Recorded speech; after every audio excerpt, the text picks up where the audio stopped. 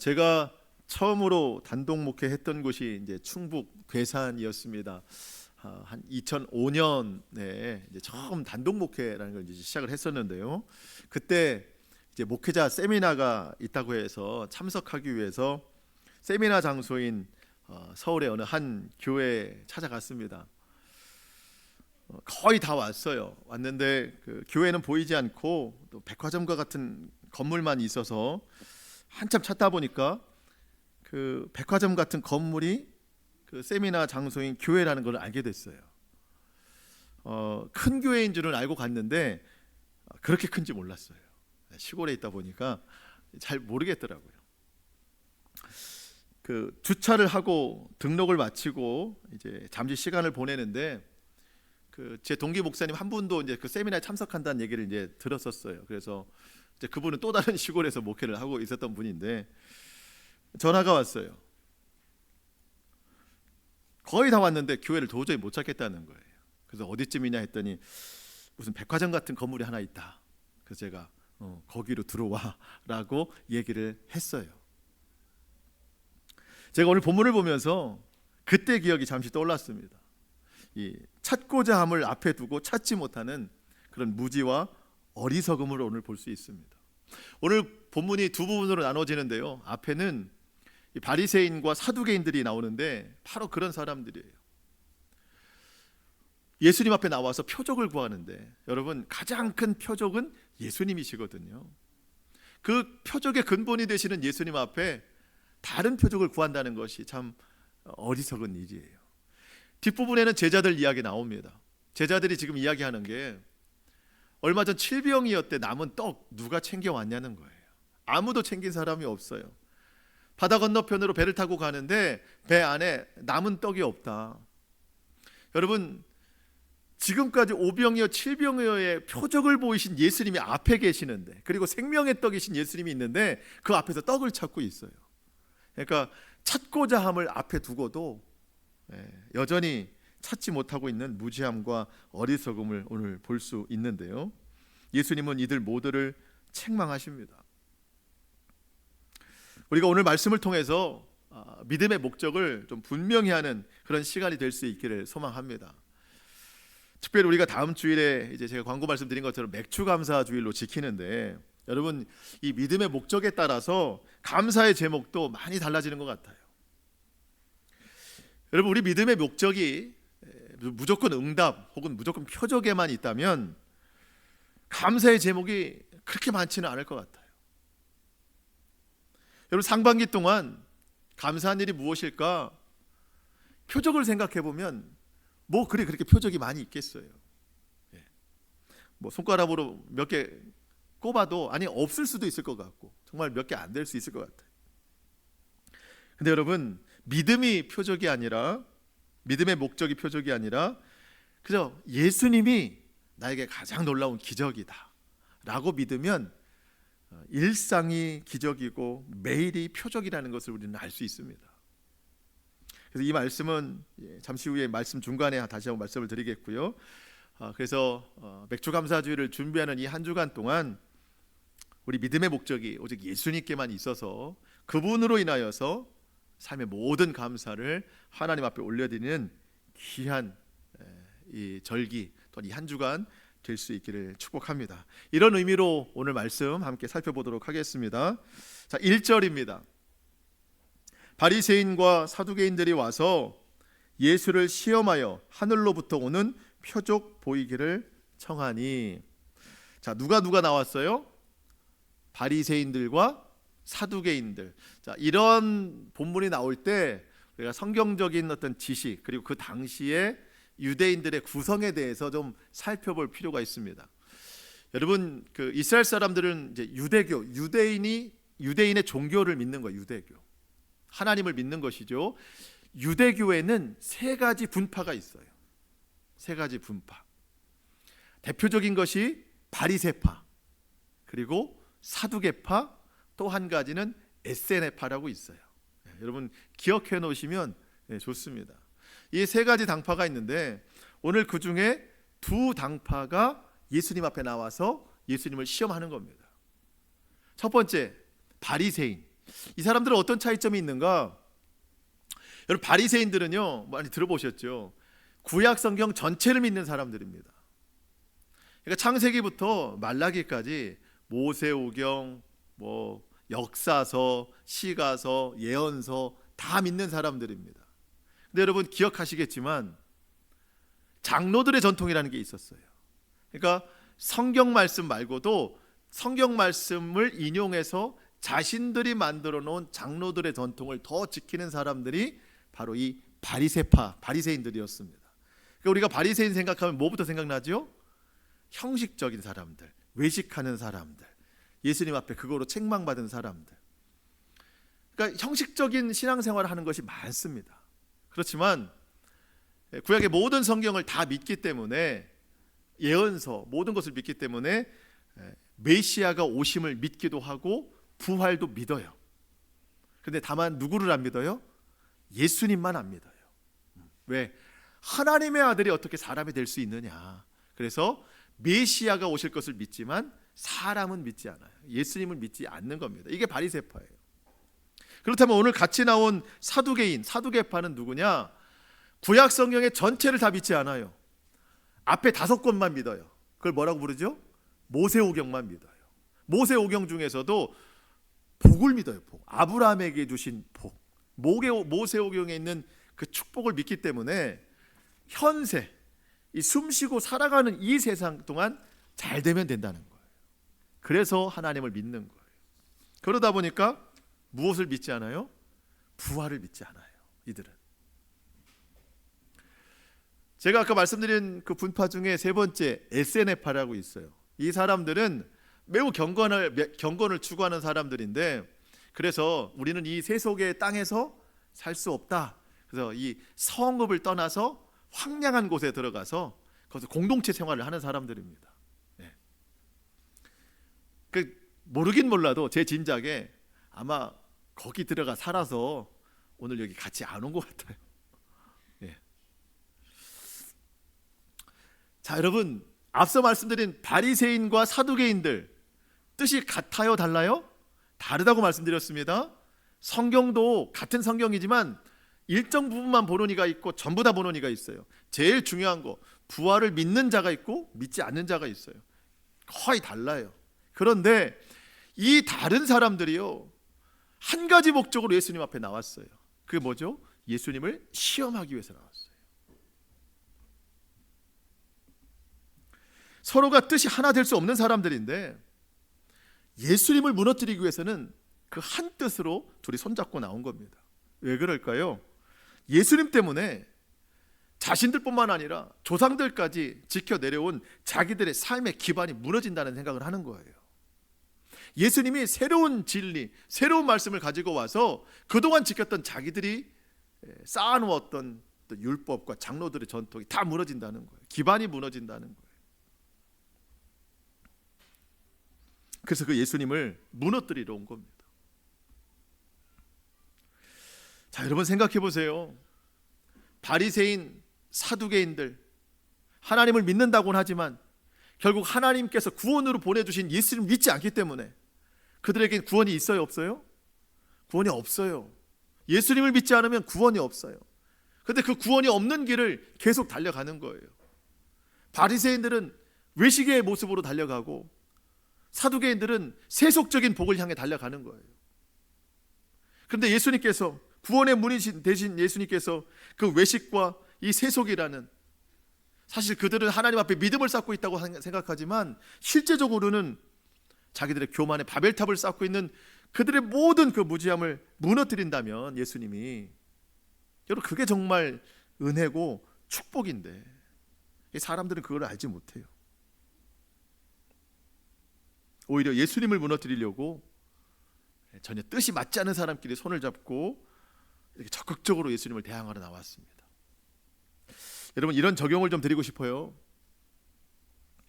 우리의 생활의 측면으로 보면 가슴 아픈 이야기지만, 여러분, 예수님 반대편을 향하여 쌓고 있는 인생의 바벨탑이 무너졌다면 그것은 은혜요, 그것은 구원의 초청임을 믿고 감사함으로 주님을 따라야 된다는 겁니다.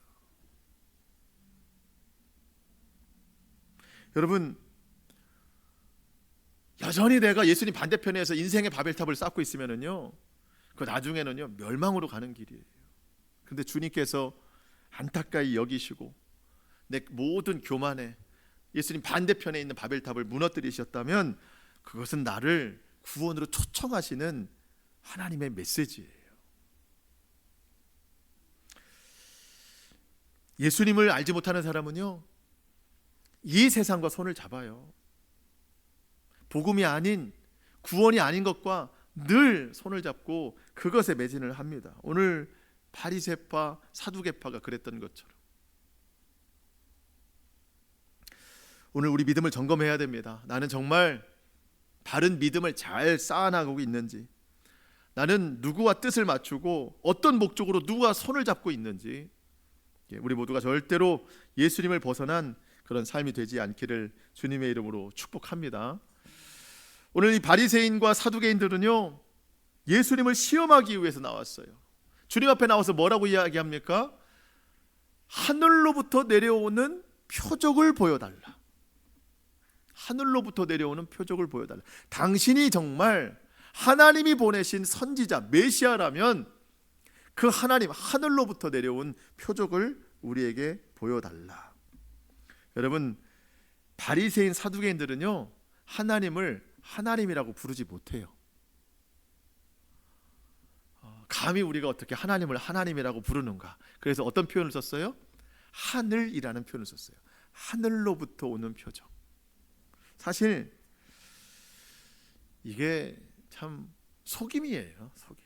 예수님이 먼저 그 산상수훈에서도 맹세하지 말라 하실 때 너희들은 하나님이라고 하지 않고 하늘로 맹세를 했는데 그 하늘도 하나님의 처소니 하나님께 맹세하는 거랑 똑같다. 그러니 속이려 하지 말고, 맹세하지 말고 이 언어만 바꿔서 하나님을 속이려 하지 말아라. 그렇게 말씀하셨어요. 예수님은 지금까지 많은 표적을 보여주셨죠. 얼마 전에도 7병이요, 그 전에는 5병이요, 또 많은 사람들을 고치고 살려내시는 그런 놀라운 표적을 예수님 행하셨습니다. 그런데 이 사람들이 지금 와서 다시 하늘로부터 오는 표적을 보여달라. 그것은 지금까지 보여준 것은 하나님이 주신 게 아니라는 뜻일 수도 있고, 또 앞으로 보여줄 표적이 있더라도 어떤 이유로든지 예수님을 걸려 넘어지게 하는, 예를 들면 그런 거죠. 예수님이 귀신 들린 자에게서 귀신을 쫓아내셨어요. 그랬더니 사람들이 뭐라고 불러요? 귀신의 왕 바알세불이 더 들어가 있기 때문에 귀신을 쫓아내는 거 아니냐, 예수님을 그렇게 모함합니다. 아마 지금도 다른 표적을 보여주시면 어떤 이유로든지 그렇게 예수님을 걸려 넘어지게 하려고 이것을 요구하는 거예요. 하늘로부터 오는 표적을 보여달라. 예수님은 다 아시죠. 그러면서 참 우리 예수님은 참 전능하신 하나님이시면서 참 표현 좀 그런데 참 정말 재치가 있으신 분이에요. 예수님이 하시는 일들을 보면 그런 일들이 많아요. 그래서 예수님이 이 그 바리새인 사두개인들이 쓴 단어를 그대로 사용하시면서 저들의 시험을 무기력하게 만드십니다. 하늘이라는 단어를 똑같이 쓰십니다. 여러분 2절 3절 보실까요? 예수께서 대답하여 이르시되 너희가 저녁에 하늘이 붉으면 날이 좋겠다 하고 아침에 하늘이 붉고 흐리면 오늘은 낮이 굳겠다 하나니 너희가 날씨는 분별할 줄 알면서 시대의 표적은 분별할 수 없느냐. 자, 우리도 그런 게 있잖아요. 민간의 어떤 일기예보. 제일 정확한 건 여러분들의 허리죠. 허리나 몸이 좀 찌뿌둥하면 비가 올 것 같다, 이런 이야기들 많이 하는데, 그런 것처럼 유대인들도 하늘을 보면서 아침 하늘이 어떻고 저녁 하늘이 어떤가를 보면서 비가 온다 안 온다 이런 걸 예측합니다. 여러분, 하늘을 보면서 일기예보를 생각한다는 것도 하늘로부터 오는 표적인 거예요. 하나님이 주시는 표적이에요. 그런데 예수님이 말씀하시는 것은 그렇게 일상적인 하늘로부터 오는 표적은 잘 알면서 가장 중요한 표적, 구원의 표적이신 예수님은 어떻게 알지 못하느냐라고 책망하시는 거예요. 예수님도 하나님 주신 표적이거든요. 왜 너희는 시대를 분별하지 못하느냐. 이 시대라는 말은 우리가 일상적으로 보내는 그런 시간의 흐름이 아니라 하나님께서 주신 구원의 시간을 말하는 거예요. 구원. 그러니까 예수님께서 세상을 구원하기 위해서 이 땅에 오셨는데 그 오신 표적을 생각지 못하고 어떻게 또 다른 표적을 구하느냐, 이런 말씀입니다. 지금 그 바리새인들과 그 사두개인들 앞에 서 계신 예수님이 여러분 참된 표적이시거든요. 그래서 예수님은 이 부분의 결론을 4절에서 말씀하십니다. 악하고 음란한 세대가 표적을 구하지만 요나의 표적밖에는 이제 보여줄 표적이 없다. 지금까지도 많은 표적을 보여줬는데 믿지 않으니 앞으로 남은 표적은 하나다. 요나의 표적. 요나가 물고기 뱃속에서 3일을 보낸 것처럼 예수님도 이제 곧 십자가를 지시고 죽으심으로 무덤에 3일 동안 계시는, 하지만 부활하시는 그 구원의 표적밖에는 보여주실 것이 없다 말씀하십니다. 여러분, 예수님께서 우리 죄를 대신하여 죽으시고 부활하신 사건을 믿는 것이 이런 모든 사람에게 있어서 가장 큰 표적입니다. 여러분, 이 사실을 믿지 않으면 예수님께서 그들을 떠나가시니라, 예수님이 떠나가시든지 아니면 내가 떠나가든지 그런 결과밖에 없는 거예요. 자, 여러분, 우리 적용해 봅니다. 여러분, 우리가 예수님의 표적을 구하며 기도할 때가 있어요. 기도하는 것이 맞습니다. 기도해야 됩니다. 근데 여러분, 우리가 꼭 기억해야 될 게 있어요. 내가 구하는 표적이 예수님을 넘어서면 안 된다는 겁니다. 그러니까 예수님이 내 구하는 표적의 도구가 되면 안 된다는 거예요. 그러면 그때부터는 예수님을 시험하는 기도가 됩니다.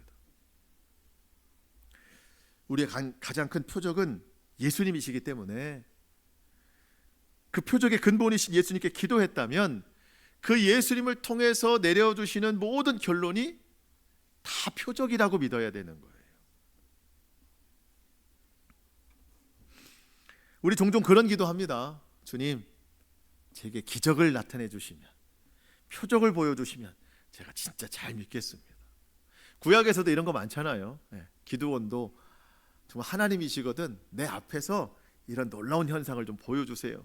근데 여러분, 우리는 구약 사람이 아닙니다. 신약을 살아가요. 예수님을 경험한 사람들입니다. 우리는 더 이상 뭘 보여달라고 하는 세대가 아닙니다. 우리 예수님도 말씀하셨어요. 보지 않고 믿는 자가 복되도다. 여러분, 우리가 기적을 보여주시면 믿겠습니다 해서 예수님이 기적을 보여주셨어요. 그러면 우리가 얻을 수 있는 기적은 몇 가지예요? 한 가지잖아요. 내가 보여달라는 그 기적. 그런데 우리 예수님 자체가 표적이시고, 또 이미 나에게 주신 많은 표적들이 있었고, 또 이렇게 성경을 통해서 예수님이 어떤 분이신 것을 보여주셨으니 이미 얻은 증거대로 예수님을 믿으면, 제가 서두에 말씀드린 것처럼 우리 일상이 기적이 되고 매일이 표적이 된다는 것을 알 수 있어요. 자, 그것을 좀 설명드리는데, 여러분, 예수님께서 요나의 표적밖에는 보여줄 게 없다 했을 때 우리에게 보여주신 요나의 표적이 뭘까요? 구원입니다. 구원. 여러분, 한번 질문 드려볼게요. 여러분, 구원 받으셨죠? 예, 받으셨잖아요. 예. 어제 구원 받았는데 오늘은 안 받을 수 있나요? 아니죠. 자, 오늘은 구원 받았는데 내일 또 안 받을 수 있나요? 그런 거 없습니다. 어느 날은 구원이 있고 어느 날은 구원 없고 그런 거 없습니다. 우리가 구원의 확신을 믿고 살아가면 매일이 구원이에요.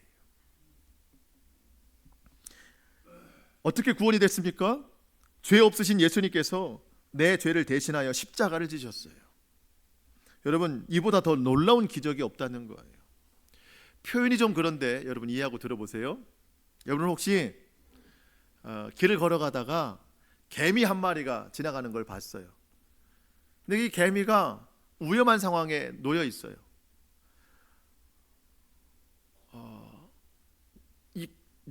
개미가 죽어야만 한다면 내가 대신 죽겠다 해서 개미 대신 죽는 사람이 있을까요, 없을까요? 없습니다. 좀 이상한 소리 한다고 하시는 것 같은데, 여러분, 내가 만약 개미를 대신해서 개미를 살리고 내가 죽었다, 여러분, 이것은요 사실은 예수님이 나를 위해 죽으신 것보다, 그러니까 예수님이 나를 위해 죽으신 것이 내가 개미를 위해서 죽은 것보다 더 큰 일이라는 거예요. 여러분, 저도 피조물이고 개미도 피조물이에요. 피조물과 피조물 관계에서는 뭐 상식적으로는 맞지 않지만 피조물과 피조물은 그럴 수 있는 관계예요. 근데 우리 예수님은 창조주예요. 창조주가 피조물인 나를 대신해서 죽는 일은 있을 수가 없어요. 이건 기적이 아니고서는 될 수가 없는 거예요. 여러분, 죄인인 나 영원 죽음을 맞이할 수밖에 없는 나를 의인 삼아 주셨습니다. 예수님 단번에 십자가로 모든 인생을 구원하셨는데, 오늘 우리는 매일매일 하나님 앞에 회개하기만 하면 그 단번에 십자가의 능력으로 매일 죄의 용서의 은혜를 입고 살아가는 거예요. 여러분, 인생 중에 제일 무거운 짐은 죄의 짐입니다. 이 죄의 짐을 벗어버리지 못하면 그 죄의 짐 때문에 짓눌려 죽는 거예요. 근데 그 죄의 짐을 맨날 벗을 수 있으니 이게 정말 감사한 일이라는 거예요. 그래서 매일이 우리는 구원이고 매일이 기적입니다. 또 예수님을 영접하는 자, 그 이름을 믿는 자들에게는 하나님의 자녀가 되는 권세를 주셨습니다. 우리는 하나님을 아버지라고 불러요. 저는 하나님을 하나님이라고 불러요. 아버지라고 불러요. 근데 유대인들은 하나님을 하나님이라고 불러요, 못 불러요? 못 부른다고 했잖아요. 아까 뭐라고 부른다고 했어요? 하늘이라고 부른다고 했어요. 하나님을 하나님이라고 못 불러요. 사실 여러분, 유대인들이 친자식이에요. 친아들이에요. 저는 양자예요. 양자의 영을 받은 사람이에요. 근데 여러분, 친자식은 하나님을 하나님이라고 못 부르는데 저는 양자의 영을 받은 사람인데 하나님을 하나님이라고 불러요. 하나님을 아버지라고 불러요. 여러분, 그 아버지가 보통 아버지입니까? 하나님 아버지예요. 그 아버지가 나의 매일을 지켜주십니다. 내 기도 들어주시고 가장 좋은 것으로 응답하십니다. 그러니까 정말 이게 은혜죠. 하나님이 아버지라는 게. 그리고 여러분, 제일 큰 것 중에 하나가 우리 인생은요 절대 그 끝이 끊어져 있지 않다는 겁니다. 여러분, 예수님을 믿지 않으면은요 끊어진 다리를 향해 달려가는 자동차와 같아요. 그런데 언제 어디서 끊어져 있는지 몰라요.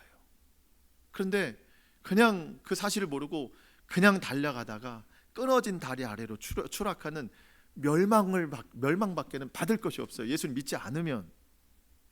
여러분, 예수님 믿는 사람들은요 절대 끊어진 다리가 없어요. 물론 육신의 죽음이라는 것은 있는데, 여러분, 내 육신의 죽음은 영원한 생명의 또 하나의 시작입니다. 그렇기 때문에 우리는 어느 곳에서도 끊어짐이 없어요. 영혼을 향해 달려나가는 겁니다. 그렇기 때문에 우리의 매일은 죽음을 향한 것이 아니고 천국을 향해 나아가는 거예요. 이게 얼마나 감사한 일인지 모릅니다. 여러분, 예수님 믿지 않으면은요 불안한 인생이 되는 거예요. 언제 끊어진 다리를 만날지 모르는, 하지만 멈춰설 수 없는. 여러분, 그래서 우리의 일상이 매일 감사, 기적, 표적이라는 것을 꼭 기억하시기 바랍니다. 생각해 보면은 뭐 특별히 드러나는 것 없어도 매일이 기적이라는 것, 매일이 감사하면서 살 수 있다는 것도 참 기적 중에 또 기적입니다. 여러분, 예수 그리스도 안에 있으면 매일이 기적이고 오늘이 표적입니다. 그리고 이렇게 함께 예배할 수 있는 것도 축복이에요. 축복. 여러분, 한 사람 한 사람이 전 기적이라고 믿습니다. 우리가 뭐 뉴스나 이런 데 보면 붕괴 사고로 며칠 만에 기적적으로 살아난 사람이 있다고 하잖아요. 그럼 저와 여러분은요 예수님 때문에 기적적으로 살아난 사람이에요. 한번 옆 사람 보고 그렇게 축복해 주세요. 당신은 기적입니다. 여러분, 다 여러분 기적이에요, 기적. 예. 자, 기적이 이렇게 많이 모였어요. 그럼 여러분 여기는요 기적 공동체예요. 기적 공동체. 기적이 얼마나 소중해요? 그러니까 여러분 옆에 있는 형제 자매들 기적과 같이 여기시고 기적을 소중히 여기시기 바랍니다. 네. 여러분의 기적은 교회만 있는 게 아니에요. 가정에도 있어요. 우리의 가족들 다 기적이에요. 기적. 그러니까 여러분 가족을 대할 때도 눈이 오늘 바뀌어야 돼요. 기적을 바라보듯이 그 사랑의 눈으로 여러분 가족들을 사랑하시고 축복하시기 바랍니다. 예수 그리스도 안에 살면 이게 다 기적이에요. 자, 예수님께서 바리새인과 사두개인들 대화를 끝내시고 제자들과 함께 배를 타고 바다 건너편 가시는데요, 제자들이 서로 예수님 뒤에서 수근수근 됩니다. 예수님이 다 들어요. 무슨 얘기하는가 들어봤더니 누가 떡 챙겨왔냐는 거예요. 칠병이요 기적 베풀고 난 그 바구니 누가 챙겨왔냐는 거예요. 근데 아무도 챙긴 사람이 없다는 거예요. 점점점 언성이 올라가는 것 같습니다. 근데 예수님께서 그들에게 말씀하시는데 그들 대화의 주제와는 조금 다른 말씀을 하시는 것 같아요. 여러분 6절 7절입니다.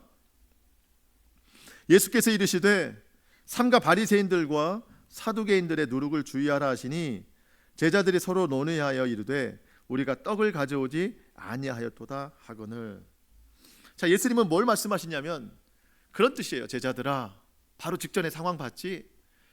바리새인들 사두개인들이 예수 그리스도 나를 시험하려고 얼마나 많은 좋지 않은 생각들을 가지고 왔느냐. 저들은 하나님을 믿는다고는 하지만 하나님의 말씀보다 하나님의 뜻보다 하나님 보내시는 가장 큰 표적인 나를 믿는 것보다 자기들 중심과 자기들이 만들어낸 전통을 더 믿고 있다. 떡을 만들 때 순전한 떡이 아니라 누룩을 집어넣으면 그 순수성이 파괴되듯이 저들의 신앙은 하나님에 대해서 순수성이 다 파괴됐다. 저들의 그 하나님을 대적하는 순수성이 파괴된 저 누룩을 조심해라. 제자들이 뭘 들었어요? 누룩만 들었어요. 예수님이 누룩을 말씀하시네. 누룩하면 뭐가 떠올라요? 떡, 빵만 생각나는 거예요. 우리 주님이 누룩을 얘기하는 걸 보니까 떡을 찾으신다. 근데 떡을 누가 챙겼냐? 아무도 안 챙겼습니다. 듣고 싶은 것만 듣는 거예요. 귀가 닫혀 있어요. 깨닫지 못하는 거예요. 예수님은 제자들의 믿음에 관심이 있는데 제자들은 온통 뭐에만 관심이 있어요? 떡에만 관심이 있어요. 마가복음에 보면 병행 본문에 그 예수님과 제자들이 타고 가는 이 배 안에 제자들 사이에서 남은 떡이 누가 챙겨왔는지 개인적으로 하나만 있다는 거예요. 하나. 예수님이 말씀하십니다. 8절로 11절 보면 너희가 어찌 떡이 없어서 서로 논의하느냐, 어찌 깨달음이 없느냐. 떡 5개로 5,000명을 먹이고 얼마나 남겼는데, 떡 7개로 4,000명을 먹이고 주운 것이 몇 광줄인데 그걸 기억 못하냐. 여러분 한번 계산해 보세요. 5개로 남자만 5,000명이 먹었습니다. 7개로 남자만 4,000명 이상이 먹었습니다. 자, 그러면 떡 1개로 예수님 포함 12제자 13명 계산이 나와요, 안 나와요? 나옵니다. 충분히 가능한 거예요. 5,000명에 5개인데 하나로 13명이 먹는 거는 예수님의 능력으로 충분한 거예요. 떡 1개면 먹을 것은 충분한데 충분치 않은 건 뭐예요? 제자들의 믿음이에요. 믿음은 충분치가 않아요. 예수님은 줄곧 11절 맨 끝에 보면 어찌 자꾸 떡에 관한 이야기로만 이해하느냐. 내가 너희에게 이야기하는 건 바리새인과 사두개인들의 누룩을 주의하라는 말이다. 여러분 7병이었대도 5병이어 기억을 못해서 답답했었잖아요. 그런데 지금 5병이어 7병이를 다 건너왔는데도 2번의 표적을 봤는데도 여전히 떡이 없음을 염려하고 있습니다.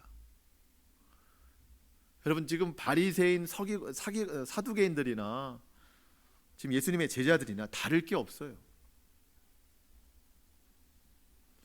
예수님은 계속해서 제자들에게 주의하라, 조심해라 하십니다. 바리새인 사두개인들의 누룩을 조심해라. 저들이 자꾸 하나님 반대편에 서 있는 거, 예수님을 걸려 넘어지게 하는 저런 잘못된 신앙을 주의해라 하는데, 지금 제자들은 주의하기는커녕 자기들 믿음조차도 제대로 세우지 못하고 있어요. 오늘 예수님께서 오늘 저와 여러분에게 말씀하십니다. 바리새인과 사두개인들의 누룩을 조심해라. 무슨 뜻인가요? 예수님을 우리가 믿지만 여전히 우리를 시험하고 우리를 무너뜨리려고 하고 걸려 넘어지게 하려는 사단의 모든 유혹과 시험을 주의해라. 우리가 예수님을 믿지만 이 땅을 디디며 살고 있기 때문에 이 세상 기준과 눈에 보이는 것들을 보며 살아가는데, 그 많은 것들에 유혹당하지 않도록 이 세상 기준에 대해서 주의하면서 살아라. 예수님 반대편에 있는 것들에 마음 끌리지 말고 오직 말씀에, 구원의 길에만 집중해라. 주의해라. 이 세대를 본받지 말고 너희 마음을 새롭게 하여 오직 하나님의 선하시고 기뻐하시고 온전하신 뜻이 무엇인지를 분별해라. 그런데 여러분, 내가 이미 세상 기준에 푹 젖어서 살면 분별할 수가 없어요.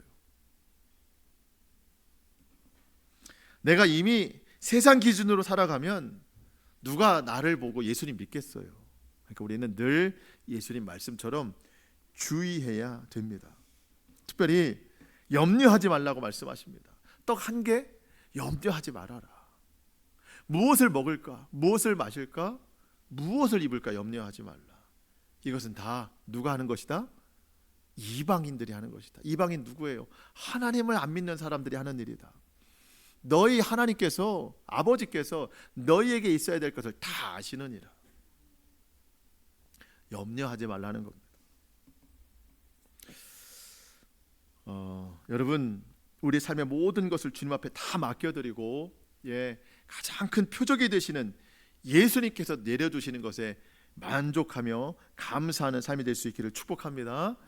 하늘 아버지께서, 하나님 아버지께서 우리에게 모든 좋은 것을 다 내려주신다는 거예요. 자, 마지막 말씀을 마치면서 우리가 꼭 깨달아야 될 말씀, 그게 뭐냐면 깨달으라 하신 예수님 말씀이에요. 깨달으라. 너희가 아직도 깨닫지 못하느냐. 제자들은 깨닫지 못했어요. 그래서 예수님께 책망도 들었습니다. 너무 다행스러운 건 뭐예요? 마지막 12절. 그제서야 제자들이 떡의 누룩이 아니요 바리새인과 사두개인들의 교훈을 삼가라 말씀하신 줄을 깨달으니라. 깨달으니라. 정말 다행입니다. 깨닫고 다음 주제로 넘어가서. 물론 또 넘어지고 책망 들을 일은 많지만 여러분, 신앙생활은 이렇게 깨닫고 기억하는 거예요. 여러분, 넘어짐 때문에 속상해하지 마세요. 말씀에 순종 못한 것 때문에 너무 자책감을 갖지 마세요. 여러분, 우리는 온전하게 살 수 없어요. 늘 넘어지고 또 다시 일어나고 다시 도전받고 또 쓰러지고 하는 사람들입니다. 근데 제일 중요한 건 뭐예요? 깨닫는 거, 기억하는 겁니다. 오늘도 여러분 말씀을 들으시잖아요. 또 여러분 개인적으로 말씀 묵상하시잖아요. 이렇게 말씀 들을 때, 또 묵상하실 때 어떻게 해서든지 말씀 깨달으려고 또 기억하려고 노력하셔야 됩니다. 여러분 또 그런 말씀 하시죠. 오늘도 목사님 말씀을 다 들었는데 하나도 남는 게 없어. 감사한 일이에요. 여러분 말씀 들을 때마다 다 기억나시면 전 뭘 해요? 제가 말씀 전하기 위해서는 여러분들이 잊어두시는 은혜도 분명히 있어야 되는데, 그렇지만 잊어버리더라도 말씀 시간에는요, 성경을 볼 때는요, 기억하려고 노력해야 되고 깨달으려고 노력해야 된다는 겁니다. 왜냐하면 나의 그 노력, 깨닫는 노력으로 인하여 성령님께서 다시 말씀을 기억나게 하시고 그 말씀의 역사를 이루신다는 거예요. 여러분, 복음서에서 보면은요, 제자들 그렇게 능력 없어요. 하나님 뜻대로 살지 않아요. 결국 다 도망가잖아요. 여러분, 그런데 언제 제자들의 능력이 나타나죠? 사도행전에 가면 놀랍게 변합니다. 성령님이 임했기 때문에 그렇게 됐지만 여러분 갑자기 된 거 아닙니다.